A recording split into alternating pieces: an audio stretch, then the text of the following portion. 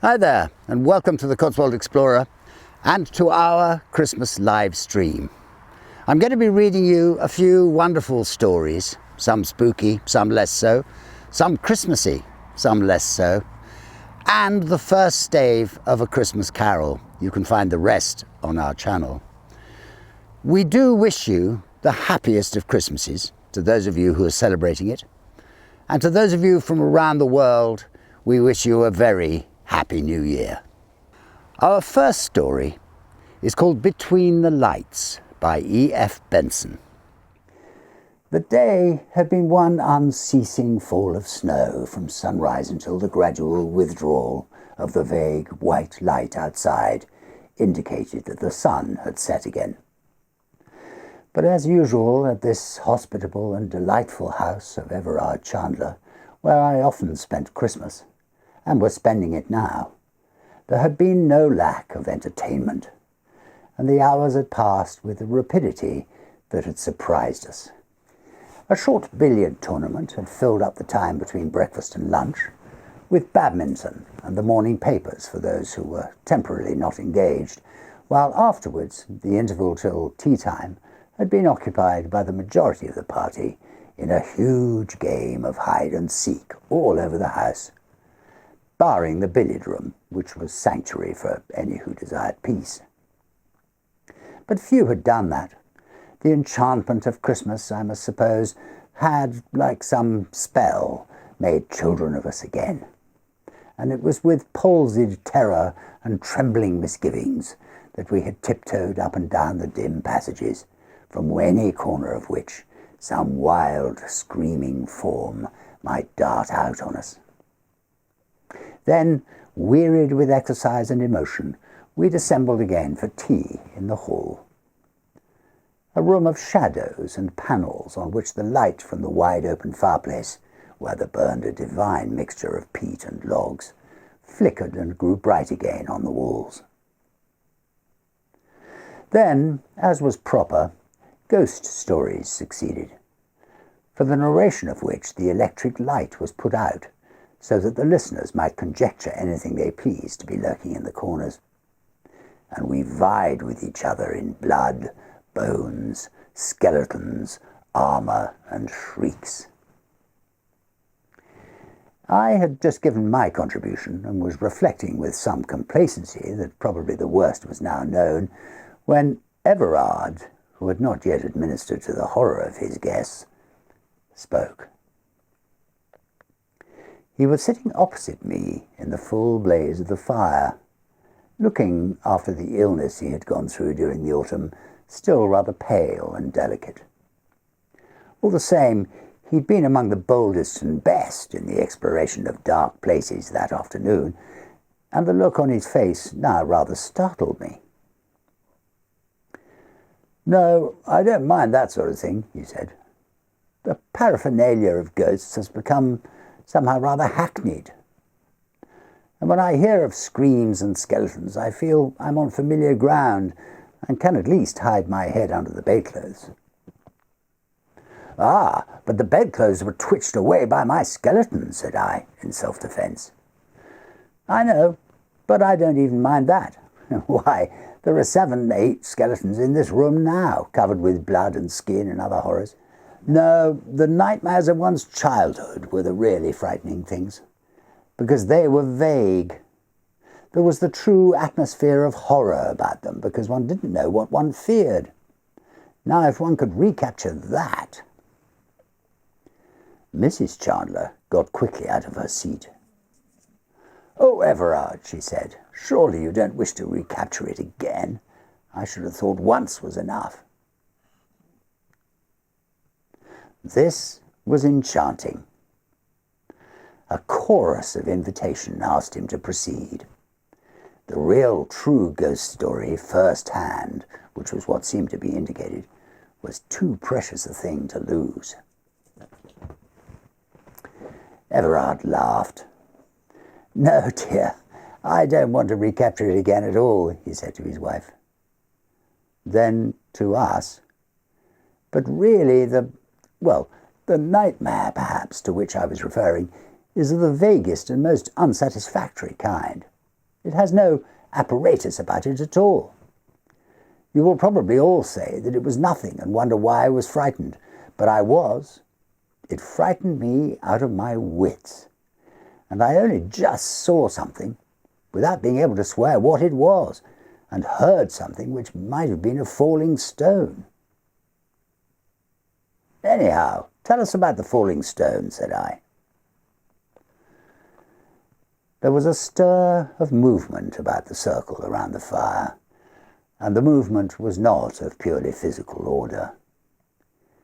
It was as if, this is only what I personally felt, it was as if the childish gaiety of the house we had passed that day was suddenly withdrawn. We had jested on certain subjects.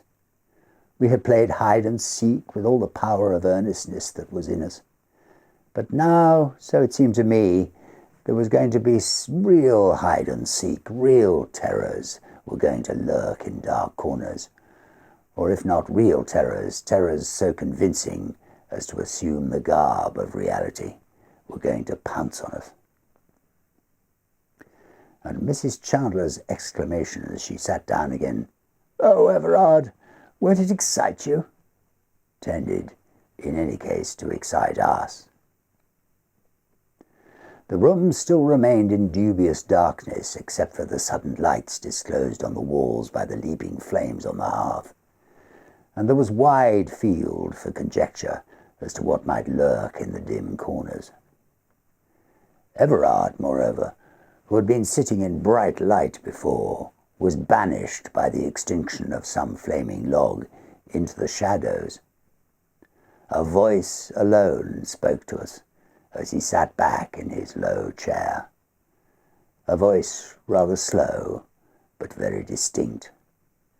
"Last year," he said, "on the 24th of December, we were down here as usual, Amy and I, for Christmas. Several of you who are here now were here then, 3 or 4 of you at least. I was one of these, but like the others kept silence, for the identification, so it seemed to me, was not asked for." And he went on again without a pause. "Those of you who were here then," he said, "and are here now, will remember how very warm it was this day. You will remember, too, that we played croquet that day on the lawn. It was perhaps a little cold for croquet, and we played it rather in order to be able to say, with sound evidence to back the statement, that we had done so." Then he turned and addressed the whole little circle. "We played ties of half games," he said, "just as we have played billiards today, and it was certainly as warm on the lawn then as it was in the billiard room this morning, directly after breakfast. While today I shouldn't wonder if there was 3 feet of snow outside. More, probably. Listen." A sudden draught fluted in the chimney, and the fire flared up as the current of air caught it. The wind also drove the snow against the windows, and as he said, "Listen," we heard a soft scurry of the falling flakes against the panes, like the soft tread of many little people who stepped lightly, but with the persistence of multitudes who were flocking to some rendezvous. Hundreds of little feet seemed to be gathering outside.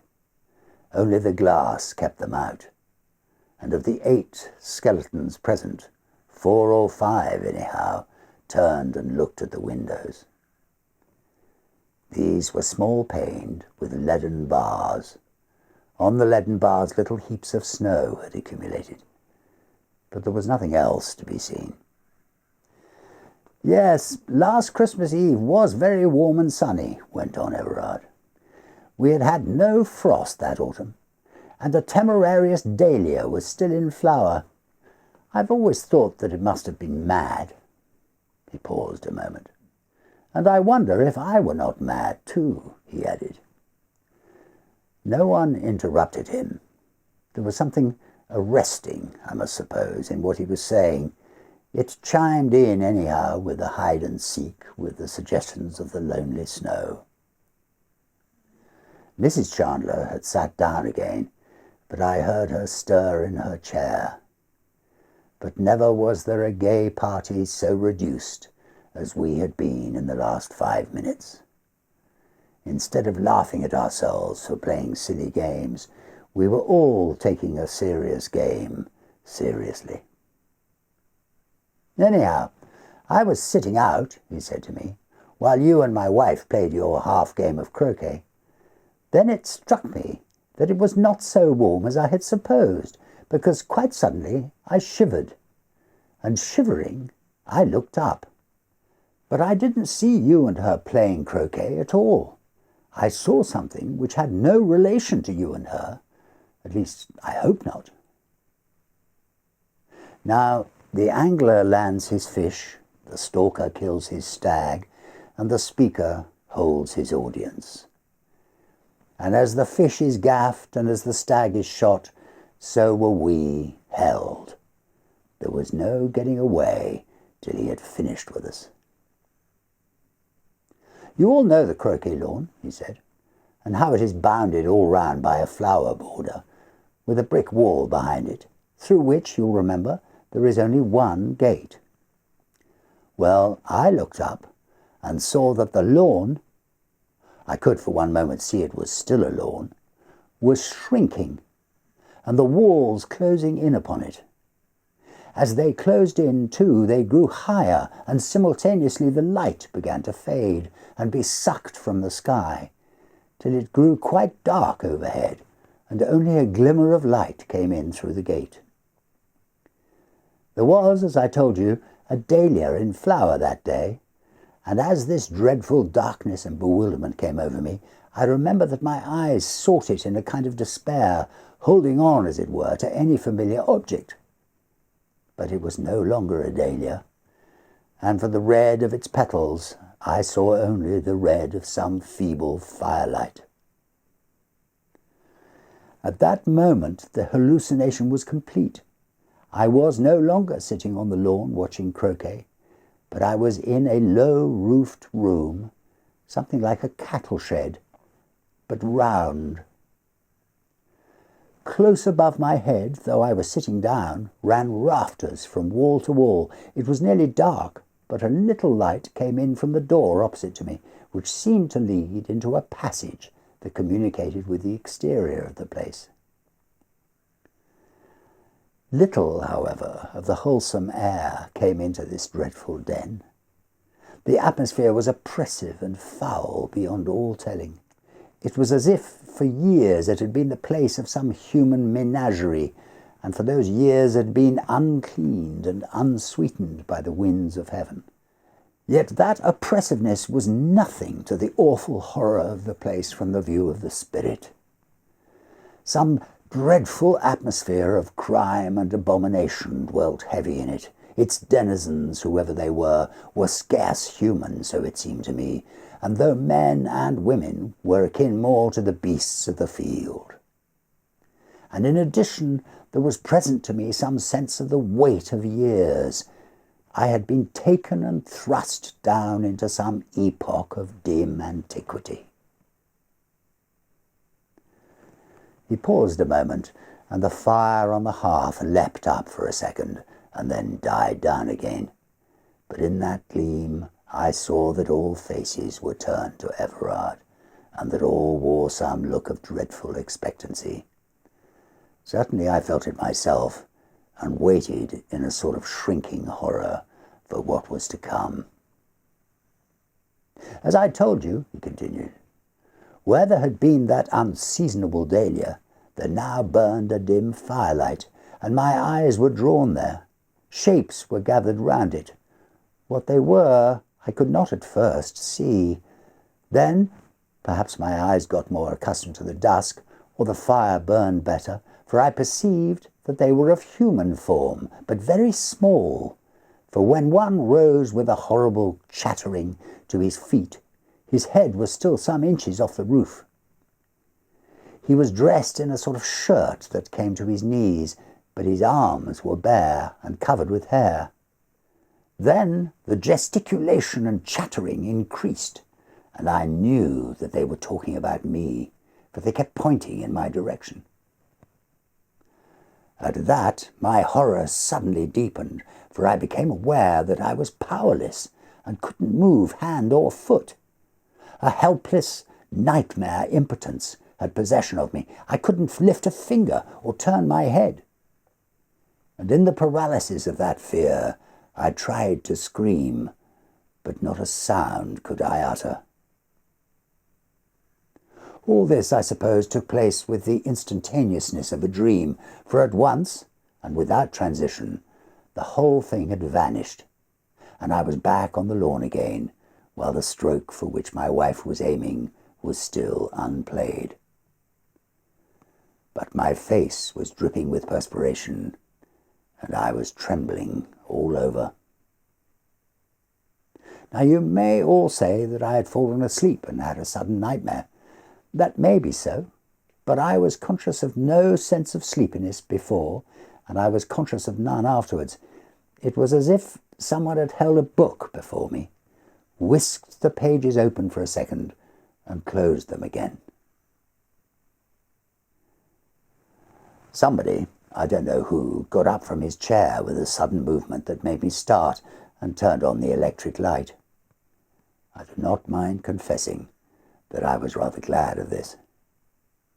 Everard laughed. "Really, I feel like Hamlet in the play scene," he said, "and as if there was a guilty uncle present. Shall I go on?" I don't think anyone replied, and he went on. "Well, let us say for the moment that it was not a dream exactly, but an hallucination. Whichever it was, in any case, it haunted me. For months, I think, it was never quite out of my mind, but lingering somewhere in the dusk of consciousness, sometimes sleeping quietly, so to speak, but sometimes stirring in its sleep. It was no good my telling myself that I was disquieting myself in vain, for it was as if something had actually entered into my very soul, as if some seed of horror had been planted there.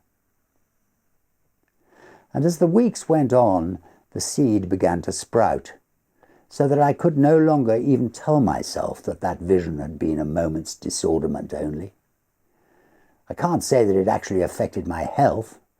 I did not, as far as I know, sleep or eat insufficiently, but morning after morning I used to wake up, not gradually and through pleasant dozings into full consciousness, but with absolute suddenness, and find myself plunged in an abyss of despair.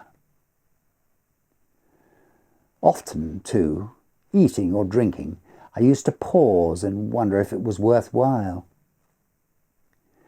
Eventually, I told 2 people about my trouble, hoping that perhaps the mere communication would help matters, hoping also, but very distantly, that though I could not believe at present that digestion or the obscurities of the nervous system were at fault, a doctor, by some simple dose, might convince me of it.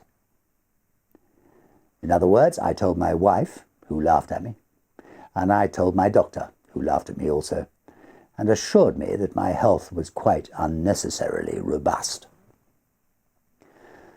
At the same time, he suggested that change of air and scene does wonders for the delusions that exist merely in the imagination. He also told me, in answer to a direct question, that he would stake his reputation on the certainty that I was not going mad. Well, we went up to London, as usual, for the season, and though nothing whatever occurred to remind me in any way of that single moment on Christmas Eve, the reminding was seen to all right. The moment itself took care of that. For instead of fading, as is the way of sleeping or waking dreams, it grew every day more vivid, and ate, so to speak, like some corrosive acid into my mind, etching itself there. And to London succeeded Scotland. I took, last year for the first time, a small forest up in Sutherland called Glen Callan, very remote and wild, but affording excellent stalking. It was not far from the sea, and the gillies used always to warn me to carry a compass on the hill, because sea mists were liable to come up with frightful rapidity, and there was always a danger of being caught by one, and of having perhaps to wait hours till it cleared again. This at first I always used to do, but as everyone knows, any precaution that one takes which continues to be unjustified gets gradually relaxed, and at the end of a few weeks, since the weather had been uniformly clear, it was natural that, as often as not, my compass remained at home. One day the stork took me onto a part of my ground that I had seldom been on before, a very high tableland on the limit of my forest, which went down very steeply on one side to a loch that lay below it, and on the other, by gentler gradations, to the river that came from the loch, 6 miles below which stood the lodge. The wind had necessitated our climbing up, or so my stalker had insisted, not by the easier way, but up the crags from the loch. I had argued the point with him, for it seemed to me that it was impossible that the deer could get our scent if we went by the more natural path, but he still held to his opinion, and therefore, since after all this was his part of the job, I yielded. A dreadful climb we had of it, over big boulders with deep holes in between, masked by clumps of heather, so that a wary eye and a prodding stick were necessary for each step if one wished to avoid broken bones. Adders also literally swarmed in the heather. We must have seen a dozen at least on our way up, and adders are a beast for which I have no manner of use. But a couple of hours saw us to the top, only to find that the stalker had been utterly at fault, and that the deer must quite infallibly have got wind of us, if they had remained in the place where we last saw them. That, when we could spy the ground again, we saw had happened. In any case, they'd gone. The man insisted the wind had changed, a palpably stupid excuse, and I wondered at that moment what other reason he had, the reason I felt sure there must be, for not wishing to take what would clearly now have been a better route. But this piece of bad management did not spoil our luck, for within an hour we had spied more deer, and about 2 o'clock I got a shot, killing a heavy stag. Then, sitting on the heather, I ate lunch, and enjoyed a well-earned bask and smoke in the sun. The pony, meantime, had been saddled with the stag, and was plodding homewards. The morning had been extraordinarily warm, with a little wind blowing off the sea, which lay a few miles off, sparkling beneath a blue haze. And all morning, in spite of our abominable climb, I'd had an extreme sense of peace. So much so that several times I'd probed my mind, so to speak, to find if the horror still lingered there, but I could scarcely get any response from it. Never, since Christmas, had I been so free of fear, and it was with a great sense of repose, both physical and spiritual, that I lay looking up into the blue sky, watching my smoke whirls curl slowly away into nothingness. But I was not allowed to take my ease long, for Sandy came and begged that I would move. The weather had changed, he said. The wind had shifted again, and he wanted me to be off this high ground and on the path again as soon as possible, because it looked to him as if a sea mist would presently come up. "And yon's a bad place to get down in the mist," he added, nodding towards the crags we'd come up.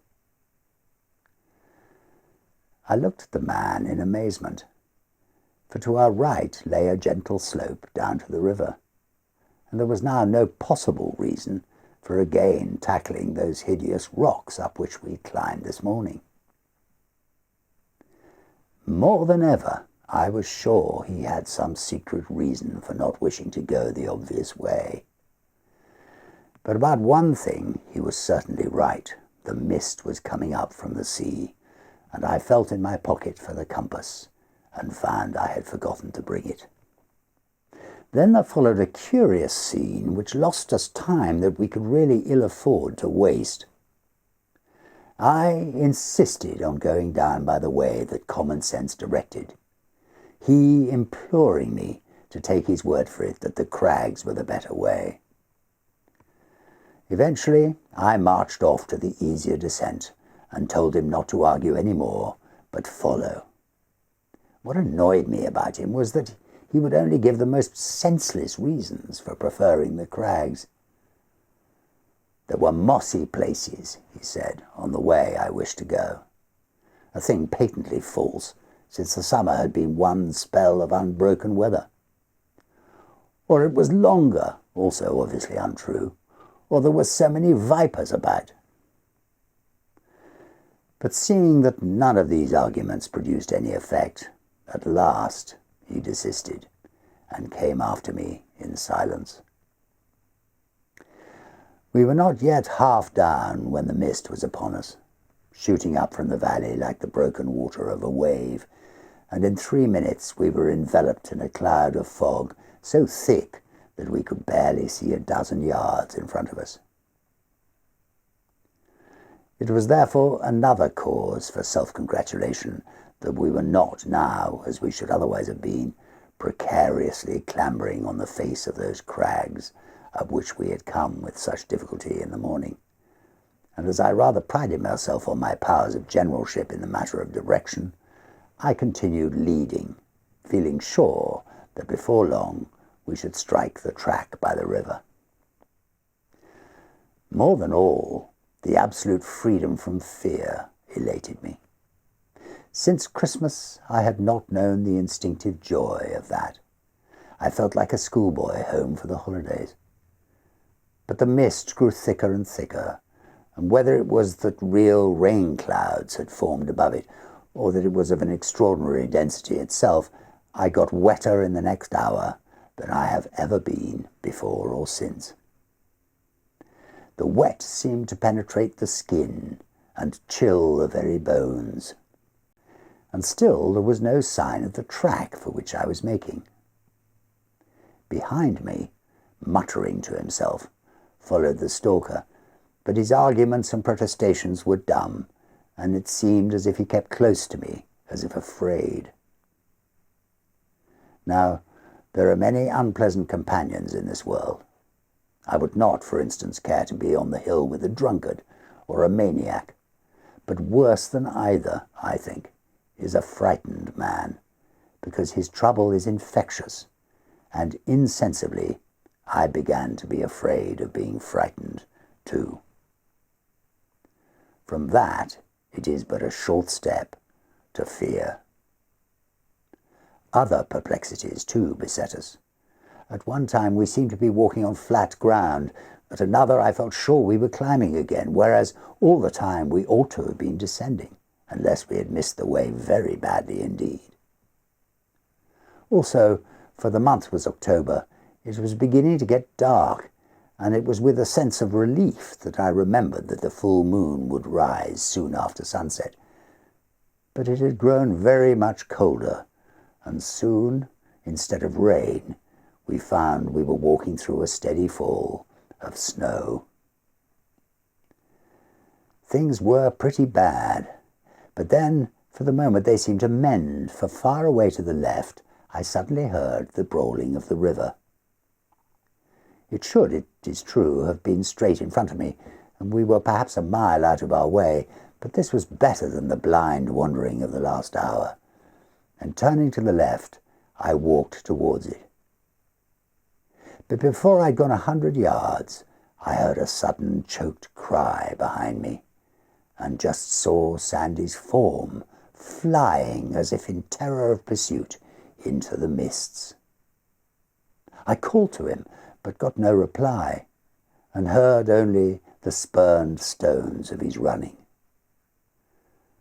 What had frightened him I had no idea, but certainly with his disappearance the infection of his fear disappeared also, and I went on, I may almost say, with gaiety.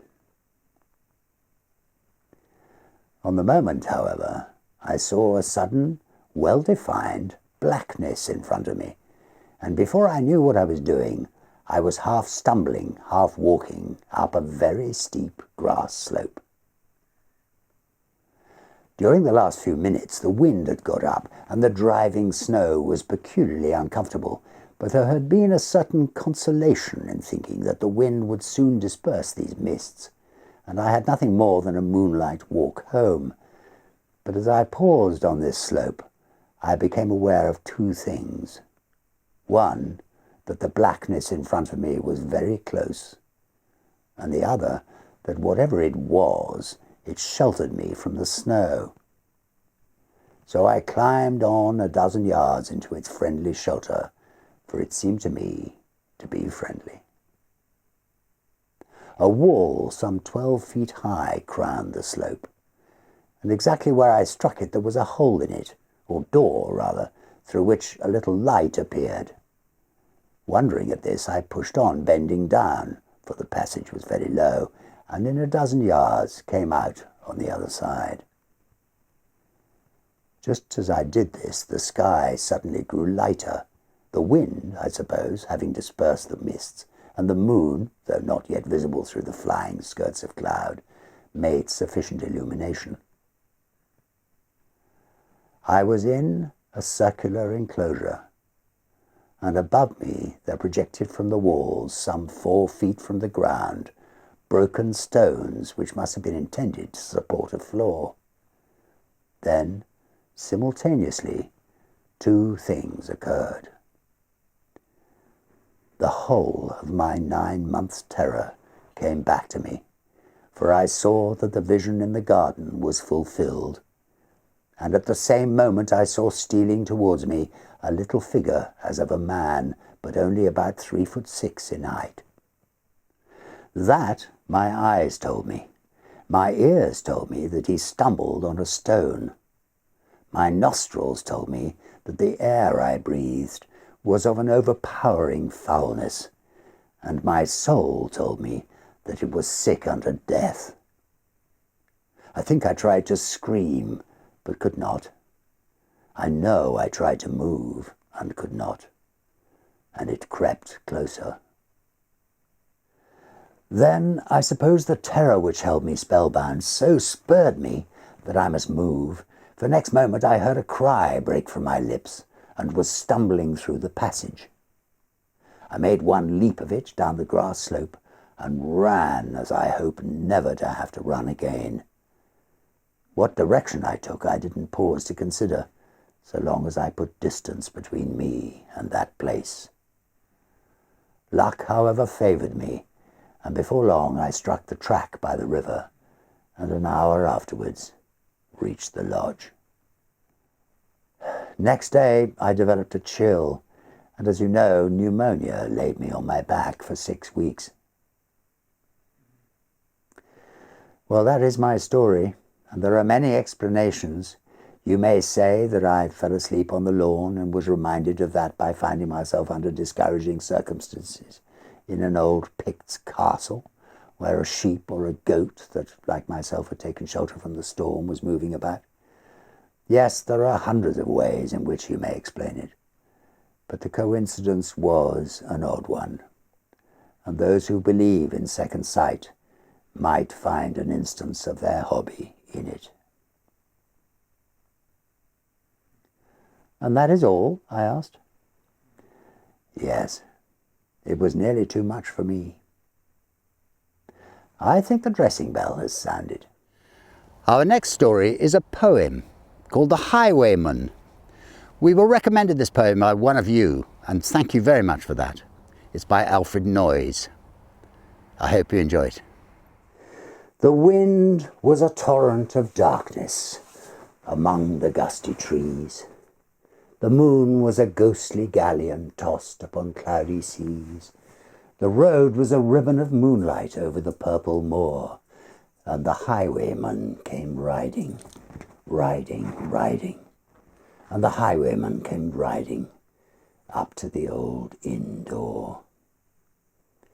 He'd a French cocked hat on his forehead, a bunch of lace at his chin, a coat of the claret velvet, and breeches of brown doe-skin.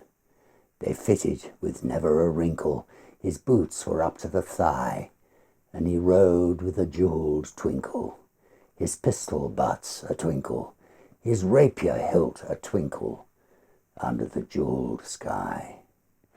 Over the cobbles he clattered and clashed in the dark inn yard. He tapped with his whip on the shutters, but all was locked and barred.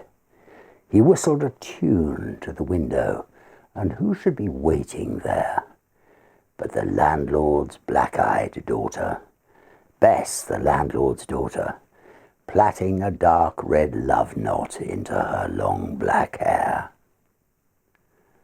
And dark in the dark old inn yard a stable wicket creaked, where Tim the ostler listened. His face was white and peaked, his eyes were hollows of madness, his hair like mouldy hay, but he loved the landlord's daughter, the landlord's red-lipped daughter.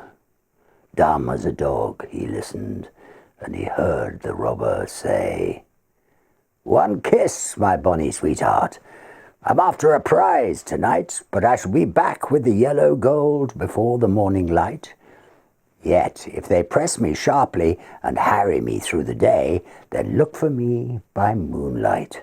Watch for me by moonlight. I'll come to thee by moonlight, though hell should bar the way." He rose upright in the stirrups. He scarce could reach her hand, but she loosened her hair in the casement. His face burned like a brand, as the black cascade of perfume came tumbling over his breast, and he kissed its waves in the moonlight. Oh, sweet black waves in the moonlight. Then he tugged at his rein in the moonlight and galloped away to the west. He did not come in the dawning, he did not come at noon, and out of the tawny sunset before the rise of the moon, when the road was a gypsy's ribbon, looping the purple moor, a red-coat troop came marching, marching, marching. King George's men came marching up to the old inn door. They said no word to the landlord, they drank his ale instead, but they gagged his daughter and bound her to the foot of her narrow bed. Two of them knelt at her casement with muskets at their side. There was death at every window, and hell at one dark window, for Bess could see through her casement the road that he would ride. They had tied her up to attention with many a sniggering jest. They had bound a musket beside her with a barrel beneath her breast. "Now keep good watch," and they kissed her. She heard the doomed man say, "Look for me by moonlight, watch for me by moonlight. I'll come to thee by moonlight, though hell should bar the way." She twisted her hands behind her, but all the knots held good. She writhed her hands till her fingers were wet with sweat or blood. They stretched and strained in the darkness, and the hours crawled by like years, till now, on the stroke of midnight, cold on the stroke of midnight, the tip of one finger touched it. The trigger, at least, was hers. The tip of one finger touched it. She strove no more for the rest. Up she stood, up to attention, with the barrel beneath her breast. She would not risk their hearing, she would not strive again, for the road lay bare in the moonlight, blank and bare in the moonlight, and the blood of her veins in the moonlight throbbed to her love's refrain. Clot, clot, clot, clot. Had they heard it? The horse hooves ringing clear. Clot, clot, clot, clot in the distance. Were they deaf that they did not hear? Down the ribbon of moonlight over the brow of the hill, the highwayman came riding, riding, riding. The redcoats looked to their priming. She stood up, straight and still. Clot, clot in the frosty silence, clot, clot in the echoing night. Nearer he came and nearer, her face was like a light. Her eyes grew wide for a moment. She drew one last deep breath, then her finger moved in the moonlight. Her musket shattered the moonlight, shattered her breast in the moonlight, and warned him with her death. He turned, he spurred to the west. He didn't know who stood, bowed with her head o'er the musket, drenched with her own red blood. Not till the dawn he heard it. His face grew grey to hear how Bess, the landlord's daughter, the landlord's black-eyed daughter, had washed for her love in the moonlight and died in the darkness there. Back he spurred like a madman, shrieking a curse to the sky, with the white road smoking behind him and his rapier brandished high. Blood red were his spurs in the golden noon, wine red was his velvet coat, when they shot him down on the highway, down like a dog on the highway, and he lay in his blood on the highway, with the bunch of lace at his throat. And still of a winter's night, they say, when the wind is in the trees, when the moon is a ghostly galleon tossed upon cloudy seas, when the road is a ribbon of moonlight over the purple moor, a highwayman comes riding, riding, riding. A highwayman comes riding up to the old inn door. Over the cobbles he clatters and clangs in the dark inn yard. He taps with his whip on the shutters, but all is locked and barred. He whistles a tune to the window, and who should be waiting there but the landlord's black-eyed daughter, Bess, the landlord's daughter, plaiting a dark red love knot into her long black hair. When the words "not guilty" sounded through the crowded courtroom that dark December afternoon, Arthur Wilbraham, the great criminal KC and leader for the triumphant defence, was represented by his junior, but Johnson, his private secretary, carried the verdict across to his chambers like lightning. "It's what we expected, I think," said the barrister, without emotion. "And personally, I'm glad the case is over." There was no particular sign of pleasure that his defence of John Turk, the murderer, on a plea of insanity, had been successful, for no doubt he felt, as everybody who had watched the case felt, that no man had ever better deserved the gallows. "I'm glad too," said Johnson.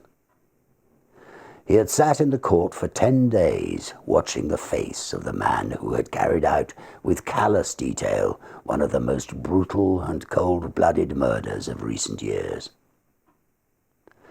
The counsel glanced up at his secretary. They were more than employer and employed. For family and other reasons, they were friends. "Ah, I remember, yes," he said, with a kind smile. "And you want to get away for Christmas. You're going to skate and ski in the Alps, aren't you? If I was your age, I'd come with you." Johnson laughed shortly. He was a young man of 26, with a delicate face like a girl's. "I can catch the morning boat now," he said. "But that's not the reason I'm glad the trial's over. I'm glad it's over because I've seen the last of that man's dreadful face. It positively haunted me. That white skin with the black hair brushed low over the forehead is a thing I shall never forget. And the description of the way the dismembered body was crammed and packed with lime into that—" "Don't dwell on it, my dear fellow," interrupted the other, looking at him curiously out of his keen eyes. "Don't think about it. Such pictures have a trick of coming back when one least wants them." He paused a moment. "Now go," he added presently, "and enjoy your holiday. I shall want all your energy for my parliamentary work when you get back. And don't break your neck skiing." Johnson shook hands and took his leave. At the door, he turned suddenly. "I knew there was something I wanted to ask you," he said. "Would you mind lending me one of your kit bags? It's too late to get one tonight, and I leave in the morning before the shops are open." "Of course. I'll send Henry over with it to your rooms. You shall have it the moment I get home." "I promise to take great care of it," said Johnson gratefully, delighted to think that within 30 hours he would be nearing the brilliant sunshine of the high Alps in winter. The thought of that criminal court was like an evil dream in his mind. He dined at his club and went on to Bloomsbury, where he occupied the top floor in one of those old, gaunt houses in which the rooms are large and lofty. The floor below his own was vacant and unfurnished, and below that were other lodgers whom he didn't know. It was cheerless, and he looked forward heartily to a change. The night was even more cheerless. It was miserable, and few people were about. A cold, sleety rain was driving down the streets before the keenest east wind he'd ever felt.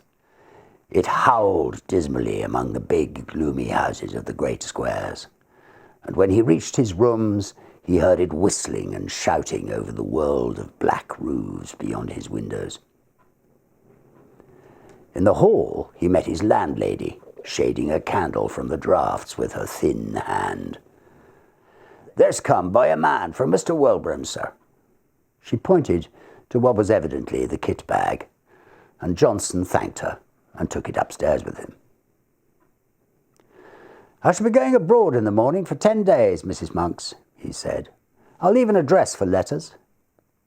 "And I hope you'll have a Merry Christmas, sir," she said, in a raucous, wheezy voice that suggested spirits.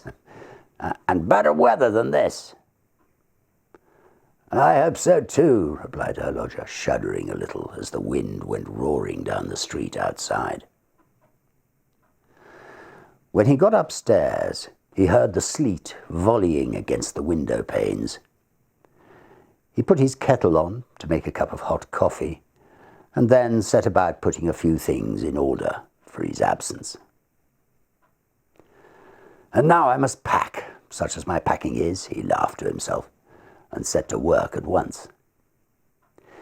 He liked the packing, for it brought the snow mountains so vividly before him, and made him forget the unpleasant scenes of the past 10 days.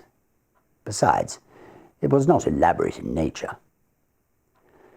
His friend had lent him the very thing, a stout canvas kit bag, sack-shaped, with holes round the neck for the brass bar and padlock. It was a bit shapeless, true, and not much to look at, but its capacity was unlimited, and there was no need to pack carefully. He shoved in his waterproof coat, his fur cap and gloves, his skates and climbing boots, his sweaters, snow boots and ear caps, and then on the top of these he piled his woolen shirts and underwear, his thick socks, puttees and knickerbockers. The dress suit came next, in case the hotel people dressed for dinner, and then, thinking of the best way to pack his white shirts, he paused a moment to reflect. "That's the worst of these kit bags," he mused vaguely, standing in the centre of the sitting room where he had come to fetch some string. It was after 10 o'clock. A furious gust of wind rattled the windows as though to hurry him up, and he thought with pity of the poor Londoners whose Christmas would be spent in such a climate, whilst he was skimming over snowy slopes in bright sunshine and dancing in the evening with rosy-cheeked girls. Ah, that reminded him. He must put in his dancing pumps and evening socks. He crossed over from his sitting room to the cupboard on the landing where he kept his linen, and as he did so, he heard someone coming softly up the stairs. He stood still a moment on the landing to listen. It was Mrs. Monk's step, he thought. She must be coming up with the last post. But then the steps ceased suddenly, and he heard no more. They were at least 2 flights down, and he came to the conclusion that they were too heavy to be those of his bibulous landlady. No doubt they belonged to a late lodger who had mistaken his floor. He went into his bedroom and packed his pumps and dress shirts as best he could. The kit bag by this time was 2/3 full and stood upright on its own base like a sack of flour. For the first time, he noticed that it was old and dirty, the canvas faded and worn, and that it had obviously been subjected to rather rough treatment. It was not a very nice bag to have sent him, certainly not a new one, or one that his chief valued. He gave the matter a passing thought and went on with his packing. Once or twice, however, he caught himself wondering who it could have been wandering down below, for Mrs. Monks had not come up with the letters, and the floor was empty and unfurnished. From time to time, moreover, he was almost certain he heard a soft tread of someone padding about over the bare boards, cautiously, stealthily, as silently as possible, and further, that the sounds had been lately coming distinctly nearer. For the first time in his life, he began to feel a little creepy. Then, as though to emphasize this feeling, an odd thing happened. As he left the bedroom, having just packed his recalcitrant white shirts, he noticed that the top of the kit bag lopped over towards him with an extraordinary resemblance to a human face. The canvas fell into a fold like a nose and forehead, and the brass rings for the padlock just filled the position of the eyes. A shadow, or was it a travel stain, for he could not tell exactly, looked like hair. It gave him rather a turn, for it was so absurdly, so outrageously like the face of John Turk, the murderer. He laughed and went into the front room, where the light was stronger. "That horrid case has got on my mind," he thought. "I should be glad of a change of scene and air." In the sitting room, however, he was not pleased to hear again that stealthy tread upon the stairs, and to realize that it was much closer than before, as well as unmistakably real. And this time he got up and went out to see who it could be creeping about on the upper staircase at so late an hour. But the sound ceased. There was no one visible on the stairs. He went to the floor below, not without trepidation, and turned on the electric light to make sure that no one was hiding in the empty rooms of the unoccupied suite. There was not a stick of furniture large enough to hide a dog. Then he called over the banisters to Mrs. Monks, but there was no answer, and his voice echoed down into the dark vault of the house and was lost in the roar of the gale that howled outside. Everyone was in bed and asleep. Everyone except himself and the owner of this soft and stealthy tread. My absurd imagination, I suppose, he thought. It must have been the wind after all, although it seemed so very real and close, I thought. He went back to his packing. It was by this time getting on toward midnight. He drank his coffee up and lit another pipe, the last before turning in. It is difficult to say exactly at what point fear begins. When the causes of that fear are not plainly before the eyes, impressions gather on the surface of the mind, film by film, as ice gathers upon the surface of still water, but often so lightly that they claim no definite recognition from the consciousness. Then a point is reached where the accumulated impressions become a definite emotion, and the mind realizes that something has happened. With something of a start, Johnson suddenly recognized that he felt nervous. Oddly nervous. Also that for some time past the causes of this feeling had been gathering slowly in his mind, but that he had only just reached the point where he was forced to acknowledge them. It was a singular and curious malaise that had come over him, and he hardly knew what to make of it. He felt as though he were doing something that was strongly objected to by another person. Another person, moreover, who had some right to object. It was a most disturbing and disagreeable feeling, not unlike the persistent promptings of conscience. Almost, in fact, as if he were doing something he knew to be wrong. Yet though he searched vigorously and honestly in his mind, he could nowhere lay his finger upon the secret of this growing uneasiness, and it perplexed him. More, it distressed and frightened him. "Pure nerves, I suppose," he said aloud with a forced laugh. "Mountain air will cure all that. Ah," he added, still speaking to himself, "and that reminds me, my snow glasses." He was standing by the door of the bedroom during this brief soliloquy, and as he passed quickly towards the sitting room to fetch them from the cupboard, he saw out of the corner of his eye the indistinct outline of a figure standing on the stairs a few feet from the top. It was someone in a stooping position with one hand on the banisters and the face peering up towards the landing. And at the same moment he heard a shuffling footstep. The person who had been creeping about below all this time had at last come up to his own floor.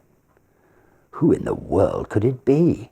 And what in the name of heaven did he want? Johnson caught his breath sharply and stood stock still. Then after a few seconds' hesitation, he found his courage and turned to investigate. The stairs, he saw to his utter amazement, were empty. There was no one. He felt a series of cold shivers run over him, and something about the muscle of his legs gave a little and grew weak.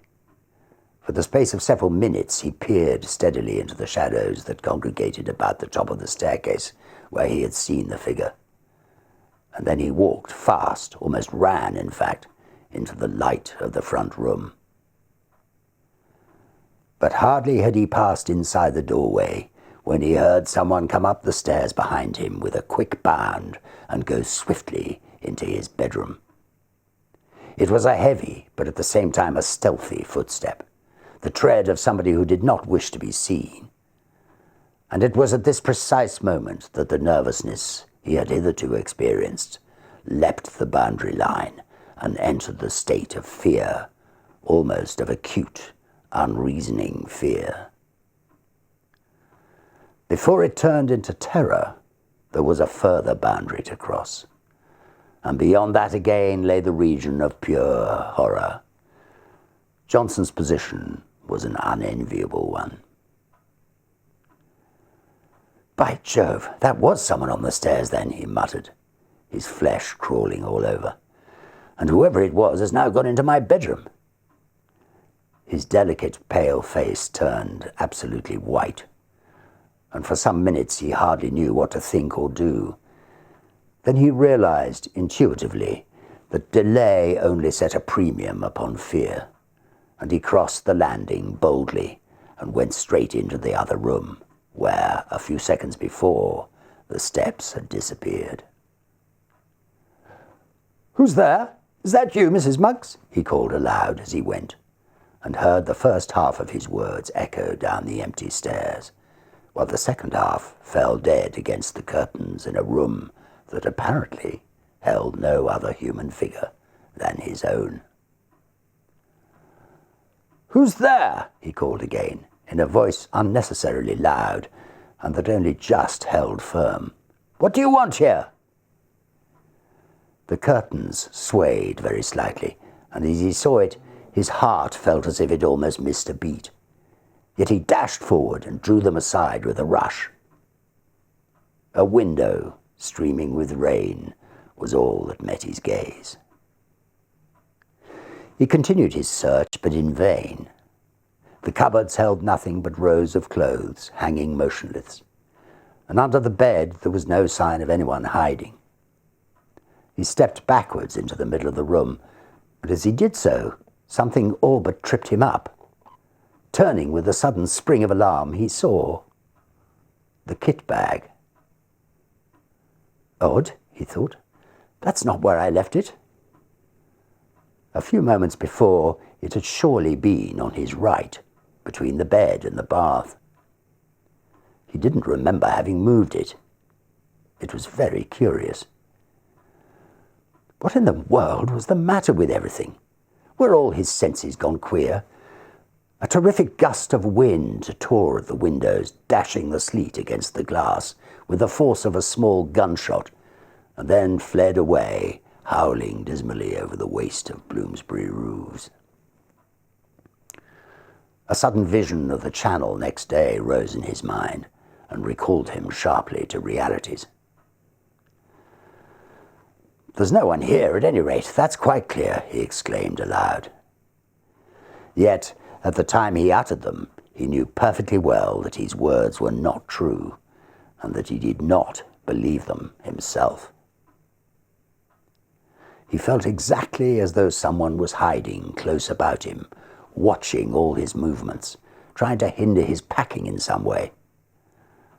"And 2 of my senses," he added, keeping up the pretense, "have played me the most absurd tricks. The steps I heard and the figure I saw were both entirely imaginary." He went back to the front room, poked the fire into a blaze, and sat down before it to think. What impressed him more than anything else was the fact that the kit bag was no longer where he had left it. It had been dragged nearer to the door. What happened afterwards that night happened, of course, to a man already excited by fear, and was perceived by a man that had not full and proper control, therefore, of his senses. Outwardly, Johnson remained calm and master of himself to the end, pretending to the very last that everything he witnessed had a natural explanation, or was merely delusions of his tired nerves. But inwardly, in his very heart, he knew all along that someone had been hiding downstairs in the empty suite when he came in, and that this person had watched his opportunity and then stealthily made his way up to the bedroom, and that all he saw and heard afterwards, from the moving of the kit bag to the other things this story has to tell, were caused directly by the presence of this invisible person. And it was here, just when he most desired to keep his mind and thoughts controlled, that the vivid pictures received day after day upon the mental plates exposed in the courtroom of the Old Bailey came strongly to light and developed themselves in the dark room of his inner vision. Unpleasant, haunting memories have a way of coming to life again just when the mind least desires them. In the silent watches of the night, on sleepless pillows, during the lonely hours spent by sick and dying beds. And so now, in the same way, Johnson saw nothing but the dreadful face of John Turk, the murderer, glowering at him from every corner of his mental field of vision. The white skin, the evil The white skin, the evil eyes, and the fringe of black hair low over the forehead. All the pictures of those 10 days in court crowded back into his mind, unbidden and very vivid. "This is all rubbish and nerves," he exclaimed at length, springing with sudden energy from his chair. "I shall finish my packing and go to bed. I'm overwrought, overtired. No doubt at this rate I shall hear steps and things all night." But his face was deadly white all the same. He snatched up his field glasses and walked across the bedroom, humming a music hall song as he went, a trifle too loud to be natural. And the instant he crossed the threshold and stood within the room, something turned cold about his heart, and he felt that every hair on his head stood up. The kit bag lay close in front of him, several feet nearer to the door than he had left it. And just over its crumpled top, he saw a head and face slowly sinking down and out of sight, as though someone were crouching behind it to hide. and at the same moment a sound like a long-drawn sigh was distinctly audible in the still air about him, between the gusts of the storm outside. Johnson had more courage and willpower than the girlish indecision of his face indicated, but at first such a wave of terror came over him that for some seconds he could do nothing but stand and stare. A violent trembling ran down his back and legs, and he was conscious of a foolish, almost an hysterical impulse to scream aloud. That sigh seemed in his very ear, and the air still quivered with it. It was unmistakably a human sigh. "Who's there?" he said at length, finding his voice, but though he meant to speak with loud decision, the tones came out instead in a faint whisper, for he had partly lost the control of his tongue and lips. He stepped forward so that he could see all round and over the kit bag. Of course there was nothing there, nothing but the faded carpet and the bulging canvas sides. He put out his hands and threw open the mouth of the sack where it had fallen over, being only 3 parts full, and then he saw for the first time that round the inside, some 6 inches from the top, there ran a broad smear of dull crimson. It was an old and faded blood stain. He uttered a scream and drew back his hands as if they had been burned. At the same moment the kit bag gave a faint but unmistakable lurch forward towards the door. Johnson collapsed backwards, searching with his hands for the support of something solid, and the door, being further behind him than he realized, received his weight just in time to prevent his falling, and shut to with a resounding bang. At the same moment the swinging of his left arm accidentally touched the electric switch, and the light in the room went out. It was an awkward and disagreeable predicament, and if Johnson had not been possessed of real pluck, he might have done all manner of foolish things. As it was, however, he pulled himself together and groped furiously for the little brass knob to turn the light on again. But the rapid closing of the door had set the coats hanging on it a-swinging, and his fingers became entangled in a confusion of sleeves and pockets, so that it was some moments before he found the switch. And in those few moments of bewilderment and terror, 2 things happened to him that sent him beyond recall over the boundary into the region of genuine horror. He distinctly heard the kit bag shuffling heavily across the floor in jerks, and close in front of his face sounded once again the sigh of a human being. In his anguished efforts to find the brass button on the wall, he nearly scraped the nails from his fingers. But even then, in those frenzied moments of alarm, so swift and alert are the impressions of a mind keyed up by a vivid emotion, he had time to realize that he dreaded the return of the light, and that it might be better for him to stay hidden in the merciful screen of darkness. It was but the impulse of a moment, however, and before he had time to act upon it, he had yielded automatically to the original desire, and the room was flooded again with light. But the second instinct had been right. It would have been better for him to have stayed in the shelter of the kind darkness. For there, close before him, bending over the half-packed kit bag, clear as life in the merciless glare of the electric light, stood the figure of John Turk, the murderer.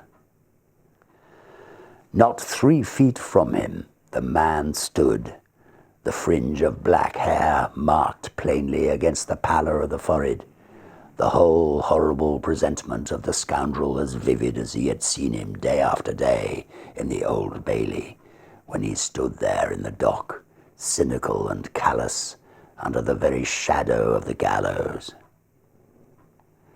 In a flash, Johnson realized what it all meant. the dirty and much-used bag, the smear of crimson within the top, the dreadful stretched condition of the bulging sides. He remembered how the victim's body had been stuffed into a canvas bag for burial, the ghastly, dismembered fragments forced with lime into this very bag, and the bag itself produced as evidence. It all came back to him, as clear as day. Very softly and stealthily, his hand groped behind him for the handle of the door. But before he could actually turn it, the very thing that he most of all dreaded came about, and John Turk lifted his devil's face and looked at him. At the same moment, that heavy sigh passed through the air of the room, formulated somehow into words. "It's my bag, and I want it." Johnson just remembered clawing the door open and then falling in a heap upon the floor of the landing as he tried frantically to make his way into the front room. He remained unconscious for a long time, and it was still dark when he opened his eyes and realized that he was lying stiff and bruised on the cold boards. Then the memory of what he had seen rushed back into his mind, and he promptly fainted again. When he woke the second time, the wintry dawn was just beginning to peep in at the windows, painting the stairs a cheerless, dismal grey, and he managed to crawl into the front room and cover himself with an overcoat in the armchair, where at length he fell asleep. A great clamour woke him. He recognized Mrs. Monk's voice, loud and voluble. "What, you ain't been to bed, sir? Are you ill, or has anything happened? And there's an urgent gentleman to see you, though it ain't 7 o'clock yet. And who is it?" he stammered. "I'm all right, thanks. Fell asleep in my chair, I suppose."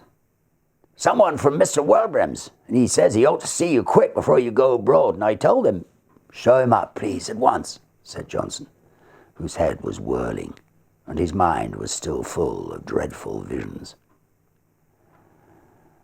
Mr. Wilbraham's man came in with many apologies and explained briefly and quickly that an absurd mistake had been made and that the wrong kit bag had been sent over the night before.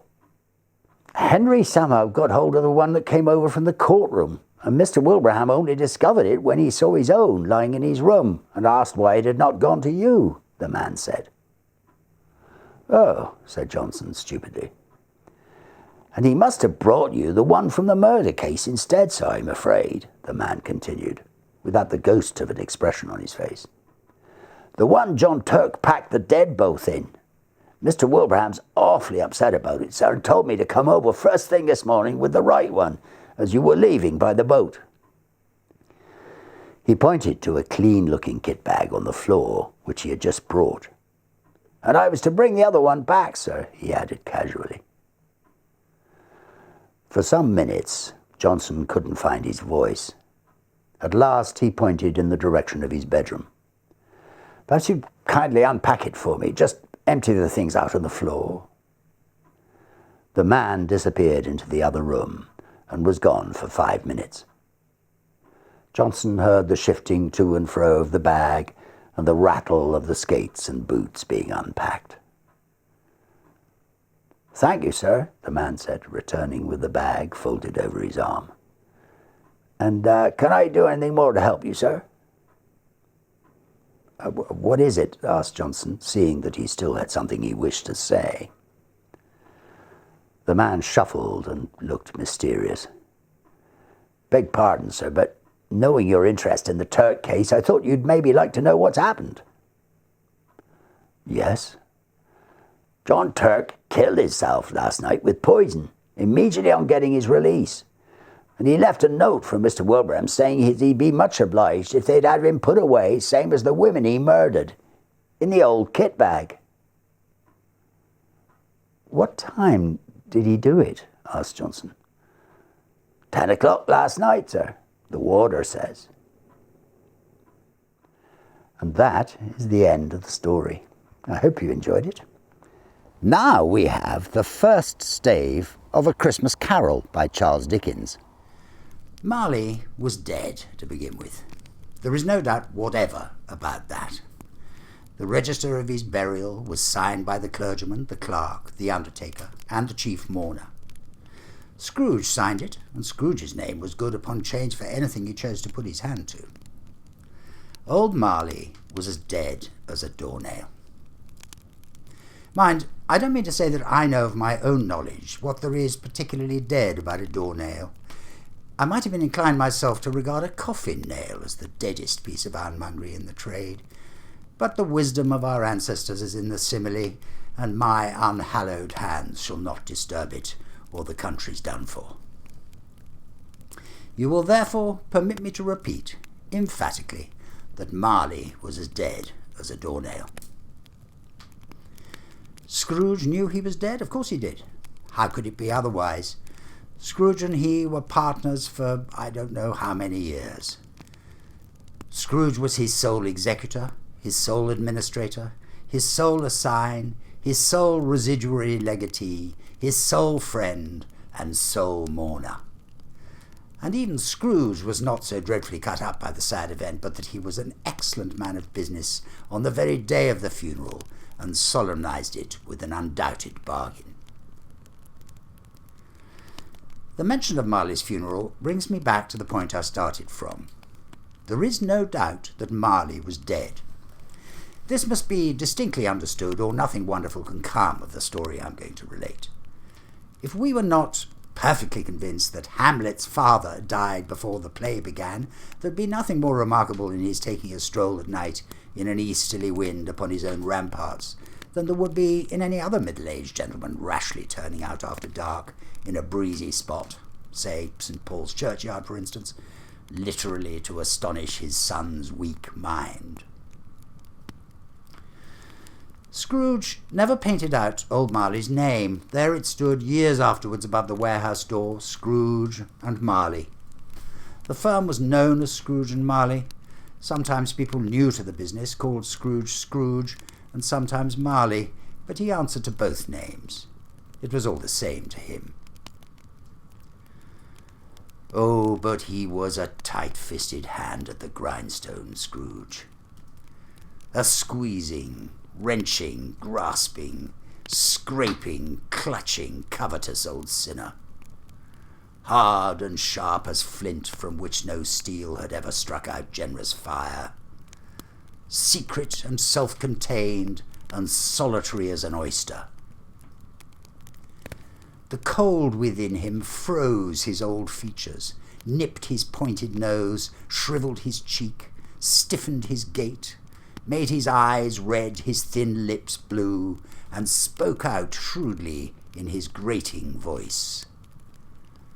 A frosty rime was on his head and on his eyebrows and his wiry chin. He carried his own low temperature always about with him. He iced his office in the dog days and didn't thaw it 1 degree at Christmas. External heat and cold had little influence on Scrooge.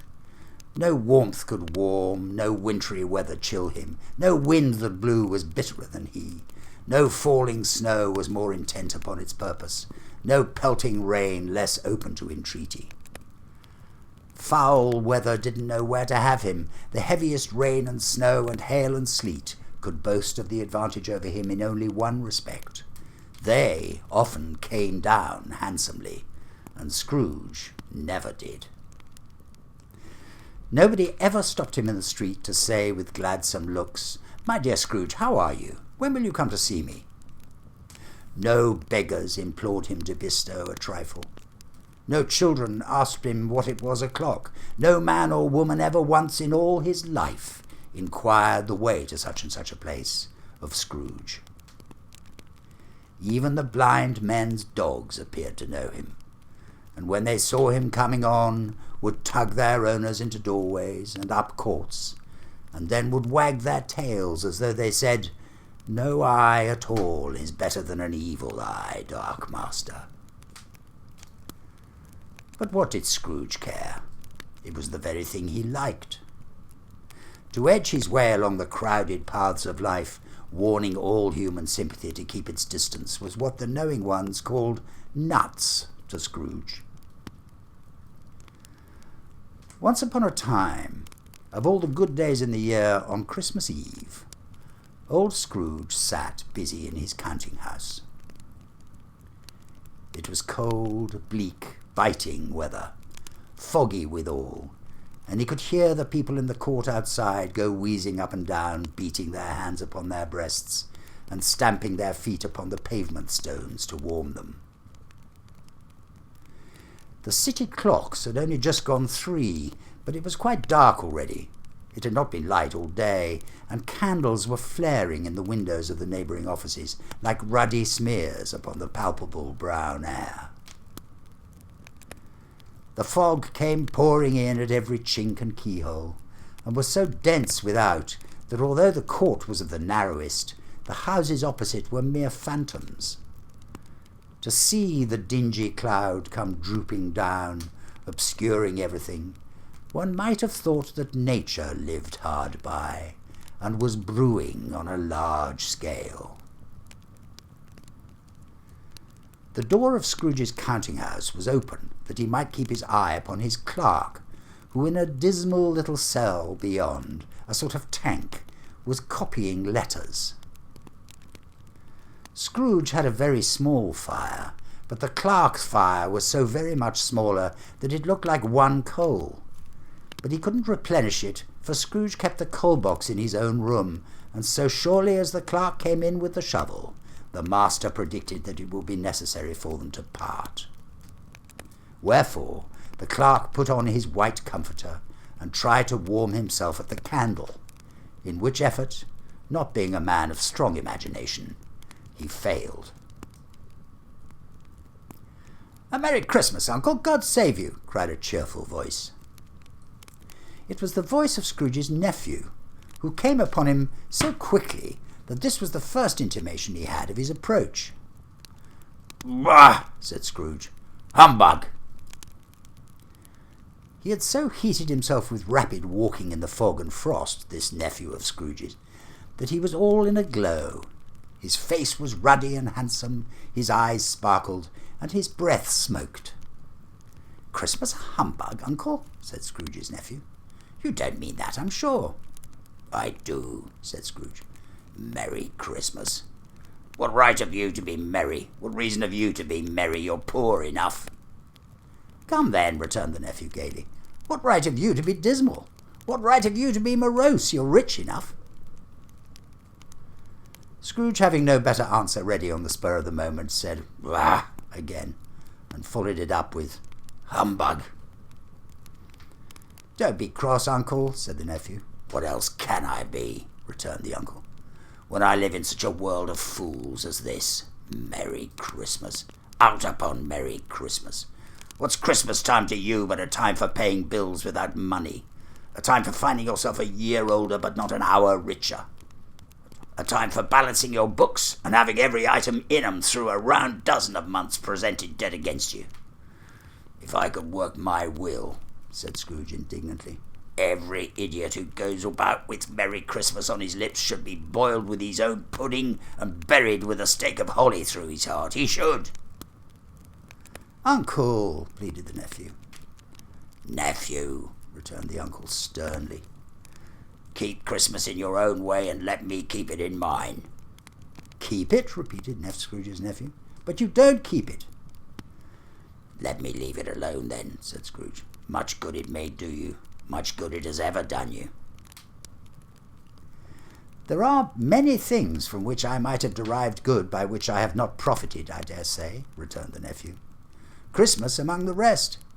But I'm sure I've always thought of Christmas time when it has come round, apart from the veneration due to its sacred name and origin, if anything belonging to it can be apart from that, as a good time, a kind, forgiving, charitable, pleasant time, the only time I know of in the long calendar of the year when men and women seem, by one consent, to open their shut-up hearts freely, and to think of people below them as if they really were fellow passengers to the grave, and not another race of creatures bound on other journeys. And therefore, uncle, though it has never put a scrap of gold or silver in my pocket, I believe that it has done me good, and will do me good, and I say, God bless it." The clerk in the tank involuntarily applauded. Becoming immediately sensible of the impropriety, he poked the fire and extinguished the last frail spark forever. "Let me hear another sound from you," said Scrooge, "and you'll keep your Christmas by losing your situation. You're quite a powerful speaker, sir," he added, turning to his nephew. "I wonder you don't go into Parliament." "Don't be angry, uncle. Come dine with us tomorrow." Scrooge said that he would see him. Yes, indeed he did. He went the whole length of the expression and said that he would see him in that extremity first. "But why?" cried Scrooge's nephew. "Why?" "Why did you get married?" said Scrooge. "Because I fell in love." "Because you fell in love," growled Scrooge, as if that were the only one thing in the world more ridiculous than a Merry Christmas. "Good afternoon." "Nay, uncle, but you never came to see me before that happened. Why give it as a reason for not coming now?" "Good afternoon," said Scrooge. "I want nothing from you. I ask nothing of you. Why cannot we be friends?" "Good afternoon," said Scrooge. "I am sorry with all my heart to find you so resolute. We have never had any quarrel to which I've been a party, but I've made the trial in homage to Christmas, and I'll keep my Christmas humour to the last. So a Merry Christmas, uncle." "Good afternoon," said Scrooge. "And a Happy New Year." "Good afternoon," said Scrooge. His nephew left the room without an angry word notwithstanding. He stopped at the outer door to bestow the greetings of the season on the clerk, who, cold as he was warmer than Scrooge, for he returned them cordially. "There's another fellow," muttered Scrooge, who had overheard him. "My clerk, with 15 shillings a week and a wife and family, talking about a Merry Christmas. I'll retire to Bedlam." This lunatic, in letting Scrooge's nephew out, had let 2 other people in. They were portly gentlemen, pleasant to behold, and now stood with their hats off in Scrooge's office. They had books and papers in their hands, and bowed to him. "Scrooge and Marley's, I believe," said one of the gentlemen, referring to his list. "Have I the pleasure of addressing Mr. Scrooge or Mr. Marley?" "Mr. Marley's been dead these 7 years," Scrooge replied. "He died 7 years ago this very night." "We have no doubt his liberality is well represented by his surviving partner," said the gentleman, presenting his credentials. It certainly was, for they had been 2 kindred spirits. At the ominous word liberality, Scrooge frowned and shook his head, and handed the credentials back. "At this festive season of the year, Mr. Scrooge," said the gentleman, taking up a pen, "it is more than usually desirable that we should make some slight provision for the poor and destitute, who suffer greatly at the present time. Many thousands are in want of common necessaries. Hundreds of thousands are in want of common comfort, sir." "Are there no prisons?" asked Scrooge. "Plenty of prisons," said the gentleman, laying down the pen again. "And the union workhouses?" demanded Scrooge. "Are they still in operation?" "They are still," returned the gentleman. "I wish I could say they were not." "The treadmill and the poor law are in full vigour, then?" said Scrooge. "Both very busy, sir." "Ah, I was afraid from what you said at first that something had occurred to stop them in their useful course," said Scrooge. "I'm very glad to hear it." "Under the impression that they scarcely furnish Christian cheer of mind or body to the multitude," returned the gentleman, "a few of us are endeavouring to raise a fund to buy the poor some meat and drink and means of warmth.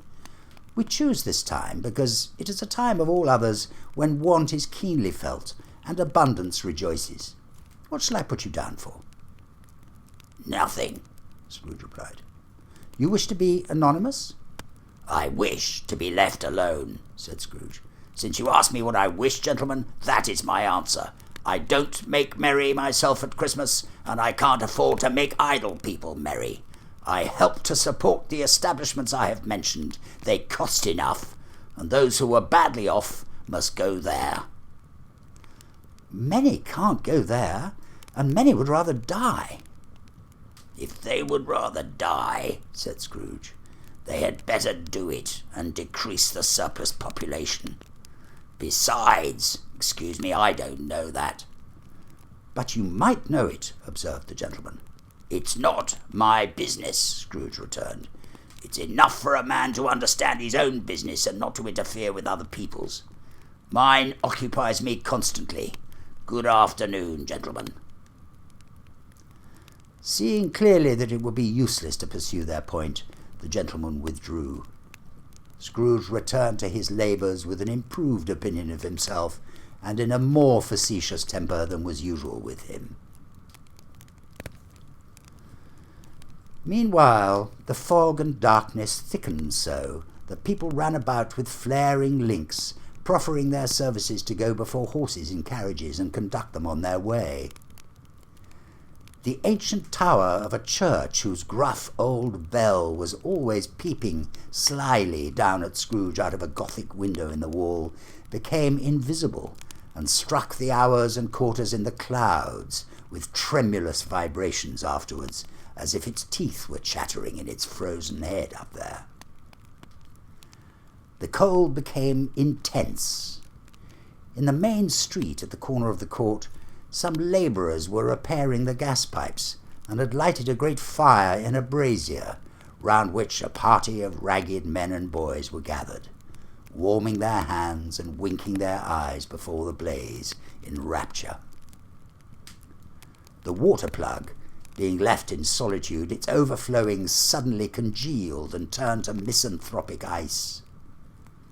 The brightness of the shops, where holly sprigs and berries crackled in the lamp heat of the windows, made pale faces ruddy as they passed. Poulterers' and grocers' trades became a splendid joke, a glorious pageant, with which it was next to impossible to believe that such dull principles as bargain and sale had anything to do. The Lord Mayor, in the stronghold of the mighty mansion house, gave orders to his 50 cooks and butlers to keep Christmas as a Lord Mayor's household should. And even the little tailor, whom he had fined 5 shillings on the previous Monday for being drunk and bloodthirsty in the streets, stirred up tomorrow's pudding in his garret, while his lean wife and the baby sallied out to buy the beef. Foggier yet, and colder. Piercing, searching, biting cold. If the good St. Dunstan had but nipped the evil spirit's nose with a touch of such weather as that, instead of using his familiar weapons, then indeed he would have roared to lusty purpose. The owner of one scant young nose, gnawed and mumbled by the hungry cold, as bones are gnawed by dogs, stooped down at Scrooge's keyhole to regale him with a Christmas carol. But at the first sound of "God bless ye merry gentlemen, may nothing you dismay," Scrooge seized the ruler with such energy of action that the singer fled in terror, leaving the keyhole to the fog and even more congenial frost. At length, the hour of shutting up the counting-house arrived. With an ill will, Scrooge dismounted from his stool and tacitly admitted the fact to the expectant clerk in the tank, who instantly snuffed his candle out and put on his hat. "You'll want all day tomorrow, I suppose," said Scrooge. "If quite convenient, sir." "It's not convenient," said Scrooge, "and it's not fair. If I was to stop you half a crown for it, you'd think yourself ill-used, I'll be bound." The clerk smiled faintly. "And yet," said Scrooge, "you don't think me ill-used when I pay a day's wages for no work." The clerk observed that it was only once a year. "A poor excuse for picking a man's pocket every 25th of December," said Scrooge, buttoning his greatcoat to the chin. "But I suppose you must have the whole day. Be here all the earlier next morning."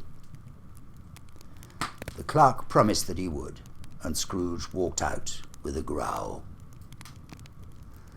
The office was closed in a twinkling, and the clerk, with the long ends of his white comforter dangling below his waist, for he boasted no greatcoat, went down a slide on Cornhill at the end of a line of boys 20 times in honour of its being Christmas Eve, and then ran home to Camden Town as hard as he could pelt to play at blind man's buff.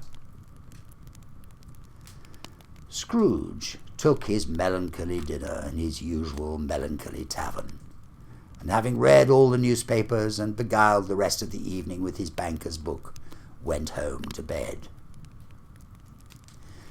He lived in chambers which had once belonged to his deceased partner. They were a gloomy suite of rooms in a lowering pile of building up a yard where it had so little business to be that one could scarcely help fancying it must have run there when it was a young house, playing at hide-and-seek with other houses, and forgotten the way out again. It was old enough now and dreary enough, for nobody lived in it but Scrooge, the other rooms being all let out as offices. The yard was so dark that even Scrooge, who knew its every stone, was fain to grope with his hands. The fog and frost so hung about the black old gateway of the house that it seemed as if the genius of the weather sat in mournful meditation on the threshold. Now, it is a fact that there was nothing at all particular about the knocker on the door, except that it was very large. It is also a fact that Scrooge had seen it, night and morning, during his whole residence in that place. Also that Scrooge had as little of what is called fancy about him as any man in the city of London, even including, which is a bold word, the corporation, alderman, and livery. Let it also be borne in mind that Scrooge had not bestowed one thought on Marley since his last mention of his 7 years dead partner that afternoon. And then let any man explain to me, if he can, how it happened that Scrooge, having his key in the lock of the door, saw in the knocker, without its undergoing any intermediate process of change, not a knocker, but Marley's face. Marley's face. It was not in impenetrable shadow as the other objects in the yard were, but had a dismal light about it, like a bad lobster in a dark cellar. It was not angry or ferocious, but looked at Scrooge as Marley used to look, with ghostly spectacles turned up on its ghostly forehead. The hair was curiously stirred as if by breath or hot air, and though the eyes were wide open, they were perfectly motionless. That and its livid colour made it horrible. But its horror seemed to be in spite of the face and beyond its control, rather than a part of its own expression. As Scrooge looked fixedly at this phenomenon, it was a knocker again. To say that he was not startled, or that his blood was not conscious of a terrible sensation to which it had been a stranger from infancy, would be untrue, but he put his hand upon the key he had relinquished, turned it sturdily, walked in, and lighted his candle. He did pause, with a moment's irresolution, before he shut the door, and he did look cautiously behind it first, as if he half expected to be terrified with the sight of Marley's pigtail sticking out into the hall. But there was nothing on the back of the door except the screws and nuts that held the knocker on, so he said, "Pooh, pooh," and closed it with a bang. The sound resounded through the house like thunder. Every room above and every cask in the wine merchant's cellars below appeared to have a separate peal of echoes of its own. Scrooge was not a man to be frightened by echoes. He fastened the door and walked across the hall and up the stairs, slowly too, trimming his candle as he went. You may talk vaguely about driving a coach and six up a good old flight of stairs, or through a bad young Act of Parliament, but I mean to say you might have got a hearse up that staircase and taken it broadwise, with the splinter bar towards the wall and the door towards the balustrades, and done it easy. There was plenty of width for that, and room to spare, which is perhaps the reason why Scrooge thought he saw a locomotive hearse going on before him in the gloom. Half a dozen gas lamps out of the street wouldn't have lighted the entry too well, so you may suppose that it was pretty dark with Scrooge's dip. Up Scrooge went, not caring a button for that. Darkness is cheap, and Scrooge liked it, but before he shut his heavy door, he walked through his rooms to see that all was right. He had just enough recollection of the face to desire to do that. Sitting room, bedroom, lumber room, all as they should be. Nobody under the table, nobody under the sofa, a small fire in the grate, spoon and basin ready, and the little saucepan of gruel, Scrooge had a cold in his head, upon the hob. Nobody under the bed, nobody in the closet, nobody in his dressing gown, which was hanging up in a suspicious attitude against the wall. Lumber room as usual, old fire guards, old shoes, 2 fish baskets, washing stand on 3 legs, and a poker. Quite satisfied, he closed his door and locked himself in. Double locked himself in, which was not his custom. Thus secured against surprise, he took off his cravat, put on his dressing gown and slippers, and his nightcap, and sat down before the fire to take his gruel. It was a very low fire indeed, nothing on such a bitter night. He was obliged to sit close to it and brood over it before he could extract the least sensation of warmth from such a handful of fuel. The fireplace was an old one, built by some Dutch merchant long ago, and paved all round with quaint Dutch tiles, designed to illustrate the Scriptures. There were Cains and Abels, Pharaoh's daughters, queens of Sheba, angelic messengers descending through the air on clouds like feather beds, Abrahams, Balthazars, apostles putting off to sea in butter boats, hundreds of figures to attract his thoughts. And yet that face of Marley, 7 years dead, came like the ancient prophet's rod and swallowed up the whole. If each smooth tile had been a blank at first, with power to shape some picture on its surface from the disjointed fragments of his thoughts, there would have been a copy of old Marley's head on every one. "Humbug," said Scrooge, and walked across the room. After several turns he sat down again, and as he threw his head back in the chair, his glance happened to rest upon a bell, a disused bell that hung in the room and communicated for some purpose now forgotten with a chamber in the highest story of the building. It was with great astonishment and with a strange, inexplicable dread that as he looked he saw this bell begin to swing. It swung so softly in the outset that it scarcely made a sound, but soon it rang out loudly, and so did every bell in the house.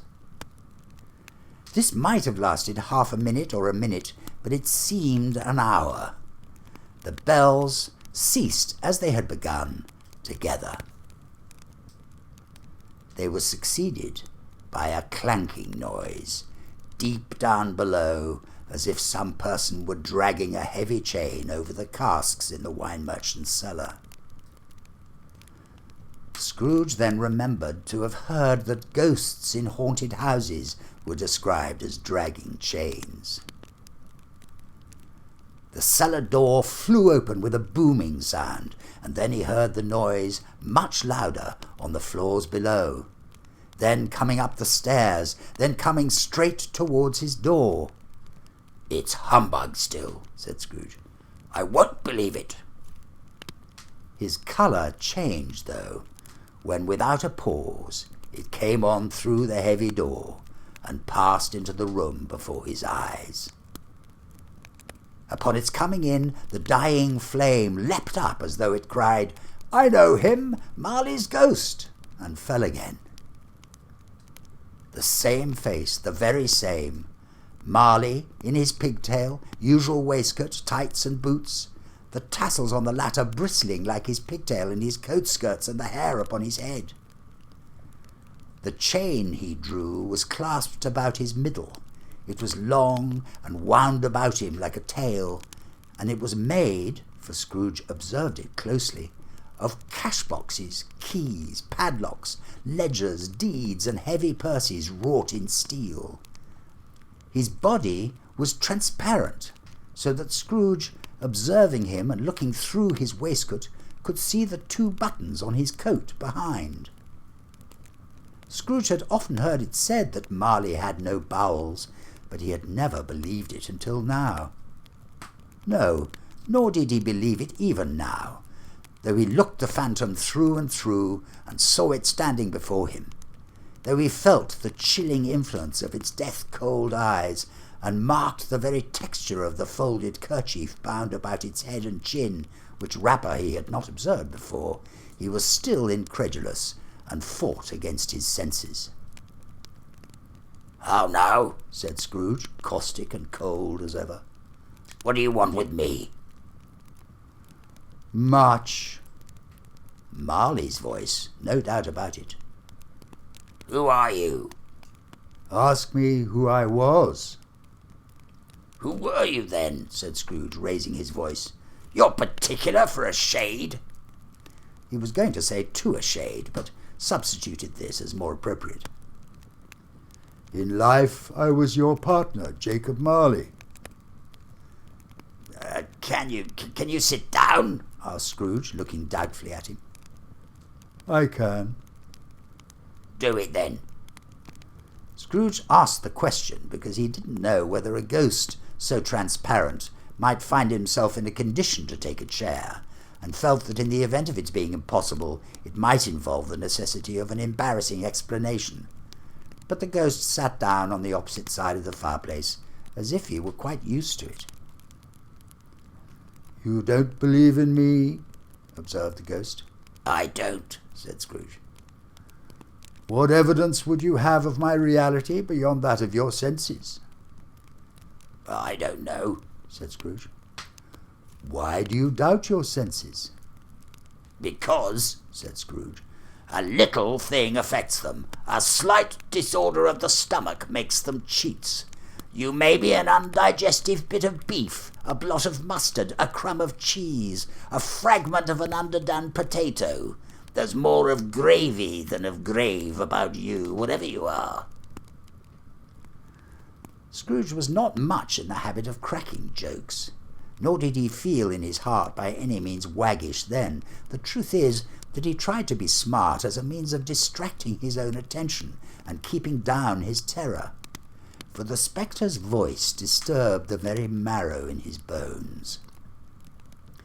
To sit staring at those fixed glazed eyes in silence for a moment would play, Scrooge felt, the very deuce with him. There was something very awful, too, in the spectre's being provided with an infernal atmosphere of its own. Scrooge could not feel it himself, but this was clearly the case, for though the ghost sat perfectly motionless, its hair and skirts and tassels were still agitated as if by the hot vapour from an oven. "You see this toothpick?" said Scrooge, returning quickly to the charge for the reason just assigned, and wishing, though it were only for a second, to divert the vision's stony gaze from himself. "I do," replied the ghost. "You're not looking at it," said Scrooge. "But I see it," said the ghost, "notwithstanding." "Well," returned Scrooge, "I have but to swallow this, and be for the rest of my days persecuted by a legion of goblins, all of my own creation. Humbug, I tell you, humbug!" At this, the spirit raised a frightful cry, and shook its chain with such a dismal and appalling noise that Scrooge held on tight to his chair to save himself from falling in a swoon. But how much greater was his horror when the phantom, taking off the bandage round its head, as if it were too warm to wear indoors, its lower jaw dropped down upon its breast. Scrooge fell upon his knees and clasped his hands before his face. "Mercy," he said. "Dreadful apparition, why do you trouble me?" "Man of the worldly mind," replied the ghost, "do you believe in me or not?" "I do," said Scrooge. "I must. But why do spirits walk the earth, and why do they come to me?" "It is required of every man," the ghost returned, "that the spirit within him should walk abroad among his fellow men, and travel far and wide. And if that spirit goes not forth in life, it is condemned to do so after death. It is doomed to wander through the world, oh woe is me, and witness what it cannot share, but might have shared on earth, and turn to happiness." Again the spectre raised a cry, and shook its chain, and wrung its shadowy hands. "You're fettered," said Scrooge, trembling. "Tell me why." "I wear the chain I forged in life," replied the ghost. "I made it, link by link, and yard by yard. I girded it on of my own free will, and of my own free will I wore it. Is its pattern strange to you?" Scrooge trembled more and more. "Or would you know," pursued the ghost, "the weight and length of the strong coil you bear yourself? It was full as heavy and as long as this 7 Christmas Eves ago. You've laboured on it since, and it is a ponderous chain." Scrooge glanced about him on the floor in the expectation of finding himself surrounded by some 50 or 60 fathoms of iron cable, but he could see nothing. "Jacob," he said imploringly. "Oh, Jacob Marley, tell me more. Speak comfort to me, Jacob." "I have none to give," the ghost replied. "It comes from other regions, Ebenezer Scrooge, and is conveyed by other ministers to other kinds of men. Nor can I tell you what I would. A very little more is all permitted to me. I cannot rest, I cannot stay, I cannot linger anywhere. My spirit never walked beyond our counting-house. Mark me, in life my spirit never roved beyond the narrow limits of our money-changing hole, and weary journeys lie before me." It was a habit with Scrooge, whenever he became thoughtful, to put his hands in his breeches pockets. Pondering on what the ghost had said, he did so now, but without lifting up his eyes or getting off his knees. "You must have been very slow about it, Jacob," Scrooge observed, in a business-like manner, though with humility and deference. "Slow?" the ghost repeated. 7 years dead," mused Scrooge, "and travelling all the time." "The whole time," said the ghost. "No rest, no peace, incessant torture of remorse." "You travel fast?" said Scrooge. "On the wings of the wind," replied the ghost. "You might have got over a great quantity of ground in 7 years," said Scrooge. The ghost, on hearing this, set up another cry, and clanked its chain so hideously in the dead silence of the night that the ward would have been justified in indicting it for a nuisance.